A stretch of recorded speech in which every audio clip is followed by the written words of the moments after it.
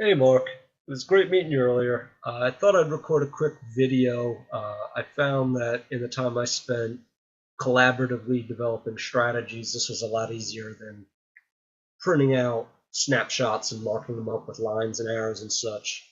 So I just wanted to show you what I meant when I said I scan for large dark pool volume prints.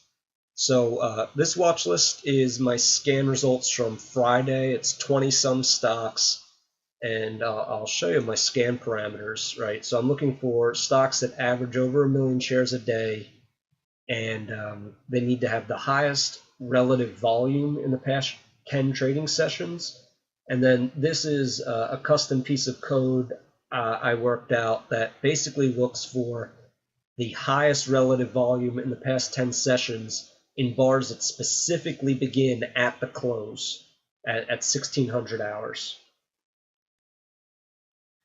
So looking at Reuters News Group as an example, you get a sense of why you can be pretty certain that this is off-exchange transactions on the intraday chart, because you zoom into Friday's trading and it's insignificant. It's just trending with the overall market, and then at the close, about 118, a hair after the close, this giant 2.1 million share print hits the tape.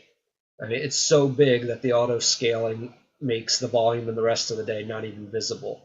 And this is a stock that doesn't even barely averages about 1 million shares a day. So it's massive. And what's interesting is I did try to trade this to the long side. I didn't get filled. It popped without me.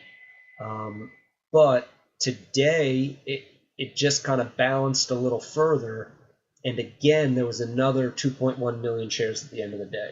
So I mean that's pretty clearly evident that some larger player is transacting with like an investment bank off the exchange, and they're either buying or unloading a bunch of shares within this range. So looking at a couple other trades, let's show you a winning long trade and a winning short trade from today, because it's fun to brag about your winning trades, isn't it? International paper, again, massive end of day print here after the close. I got long on a buy stop right above it, and this was a weirdly quick trade. I was actually out of this trade in 20 seconds. I was actually looking to tighten up my stop loss to this level, and I didn't even realize I had already hit my profit target on that one.